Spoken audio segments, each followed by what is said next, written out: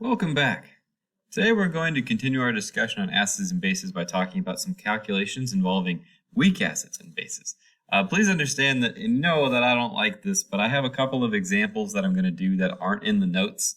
They're really good examples to have, so please, if you could take a second and maybe just grab a couple pieces of paper and work these examples with me, that would be fantastic. There's not a lot of blanks or anything to fill in. These are just practice problems that are not included in the notes. So you don't really have room in the notes to do these. They are kind of long, so please grab an extra piece of paper if you can. Follow along with me and then attach these to your notes when you're finished.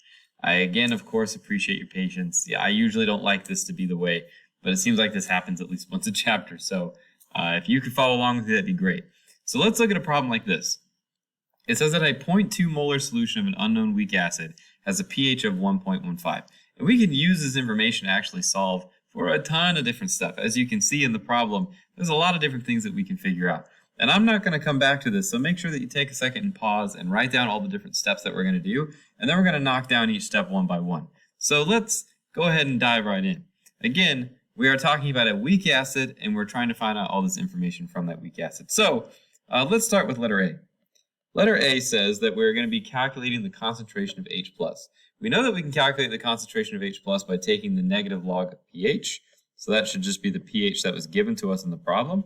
Go ahead and take a second and calculate this. This should be the concentration of H+. If you want to pause and put it in your calculator, you go right ahead. Hopefully you did. You should get 0.0708. It's technically 0.072 if you're looking at sig figs, but I'm not really worried about sig figs too much as far as logarithms, so I'm just going to put 0.0708. So for B asks us to calculate the concentration of A-. Now A- is the conjugate base that's left over from the acid. So let's take a second and let's write the equilibrium equation or the ionization equation for this weak acid. So we know that we have some weak acid HA, and we don't have to add water, so in this case I'm not going to. And it's going to ionize into H+, and it's going to ionize into A-.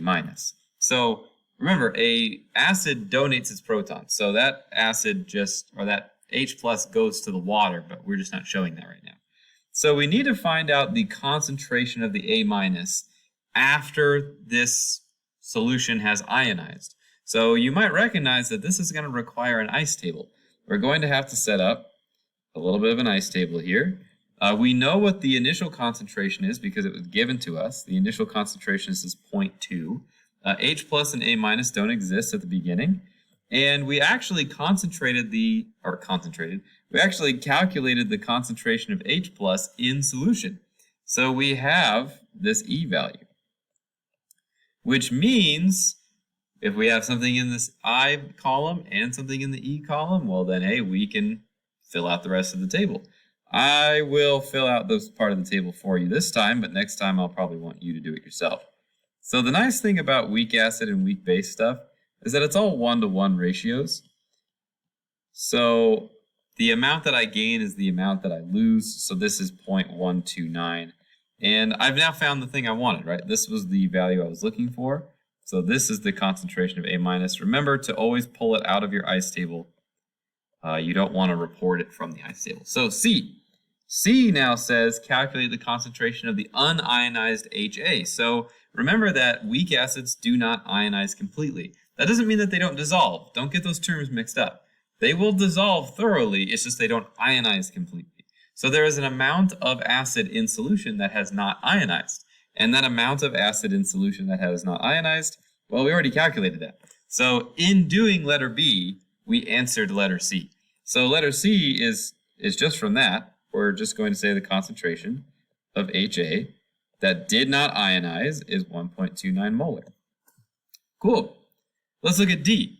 D asks us to calculate what's called Ka, right? So Ka, I'm going to give myself a little space, so hopefully you have this other stuff written down. I'm just going to kind of shrink it and put it up here.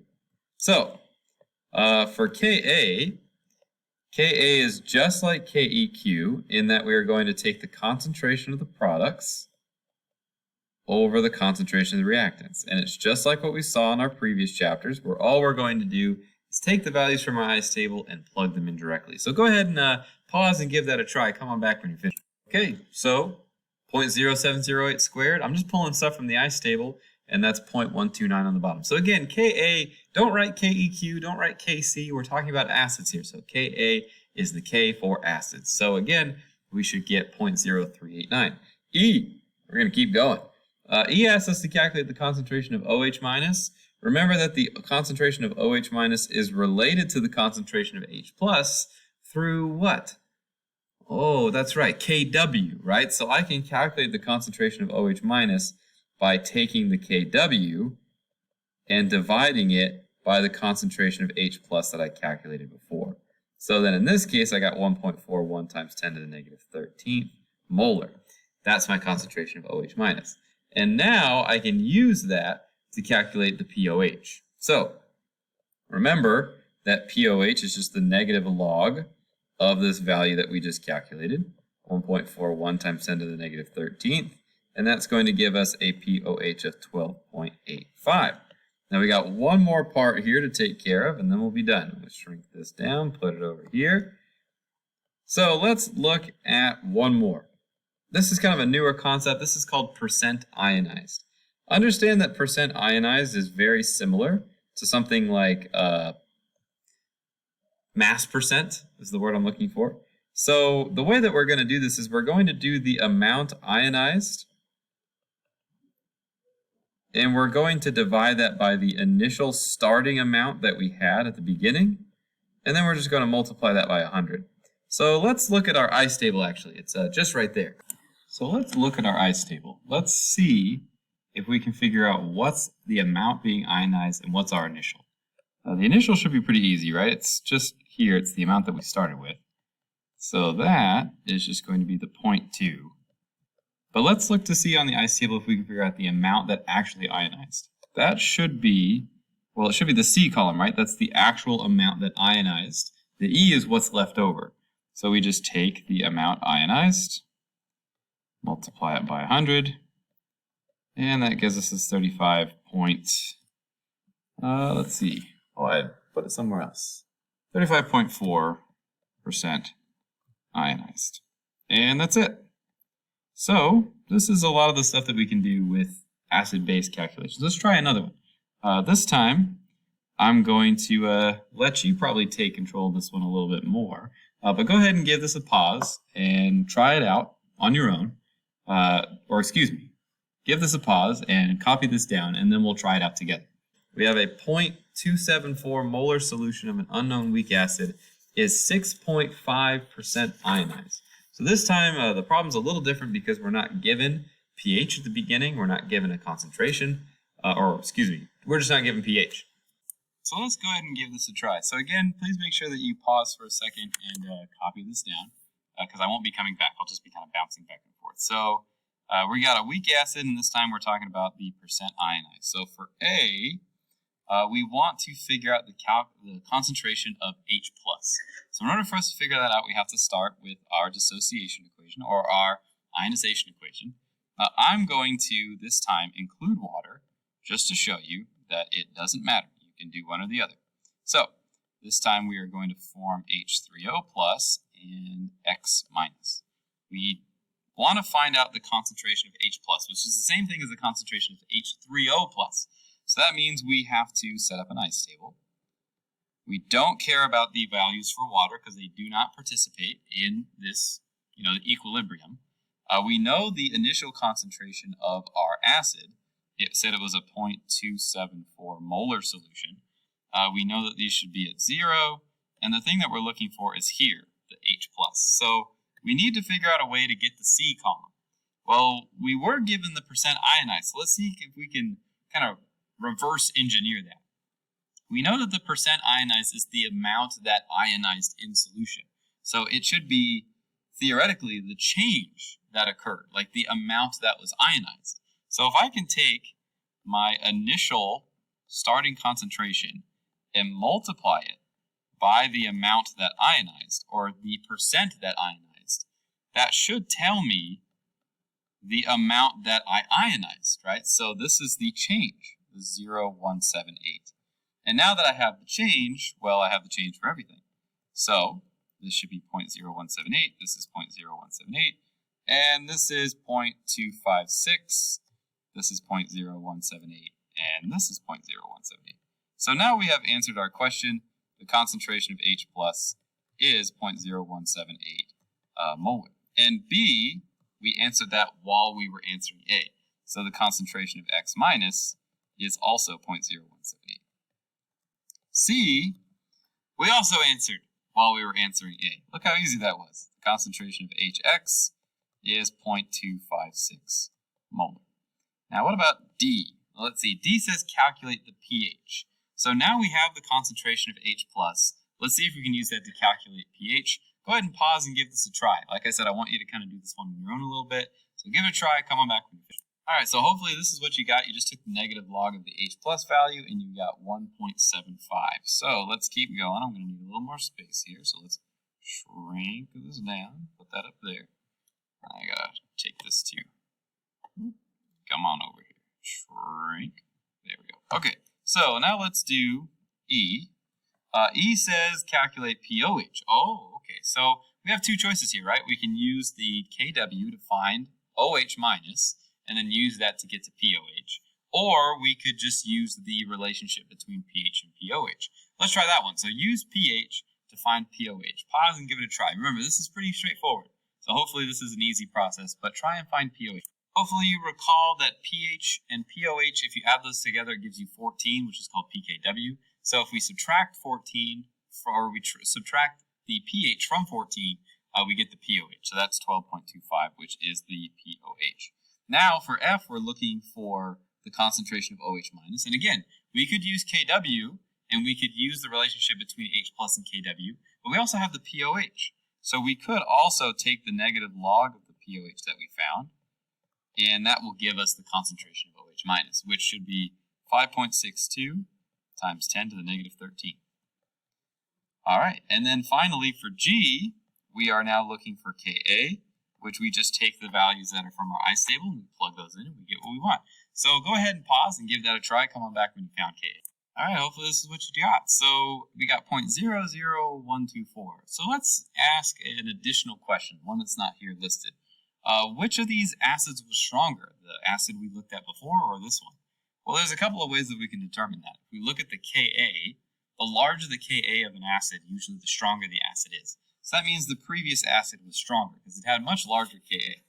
Or we can look at the percent ionized. So this one only ionized about 6.5%. The other one ionized like 35%. So that's a stronger acid. So whichever way you want to look at it, one way or the other. Let's try one more. Let's look at it in the perspective of a base. So this time we have a 0.311 molar solution of an unknown weak base has an H plus concentration of 8.18 times 10 to the negative 13. Take a second, pause, make sure you write all this stuff down, and then let's take care of it together. So first, let's calculate the concentration of OH minus. Go ahead and try this. They give you the concentration of H plus. Use the concentration of H plus to find the concentration of OH minus. I'll let you do this one on your own. Pause, come on back when you're finished. Hopefully you remember that OH times H plus gives us KW, so we just manipulate that to solve for OH minus, and we get a concentration of 0.0122. So for B, we are now looking for the concentration of the unionized base. So before, we always used A for acid, so this time we're just going to use B for base. It's not that complicated. We just put a B for base, and remember that whenever you have a weak base, you have to add water. So you don't have to add water for an acid, as we demonstrated before. But for this, we have to add water because we need to know where that hydrogen is coming from and where the hydroxide is forming from, right? So the water is really important here. So you have two options here. You could do HB plus or BH plus. People kind of write it a different way. So you could do HB or you could do BH plus. It's up to you. One or the other is fine. And then I'm going to have OH minus. So I'm looking for the concentration of the unionized base, which I don't have. So this is going to be an ice table, right? I have to set up the ICE. I don't care about water. I do have the concentration of the base when I started. That's 0.311. I don't have any of this, and I do have the concentration of the OH minus. I calculated that in part A. So fill in the rest of the ice table and see how many different questions you can answer. Come on back when you're finished. All right, so hopefully this is what you got for filling out your ice table. And you should have found that the concentration of your base is 0.299 molar. So we could keep going, of course. Like if we wanted to calculate Kb, we would take all of this, shrink it down. Calculating Kb means we just plug in the values from our ice table. So go ahead, give that a try. Come on back when you're finished. It's just as the same as when we calculate Ka. Except now it's just called Kb, but the process is the same. Come on back when you're done. Okay, so this is what we got for the Kb. Notice that we have 4.98 times 10 to the negative fourth. It's pretty good. For D, we're calculating the percent ionization, which is just like before, where we're going to take the change that occurred and we're going to divide it by the total amount.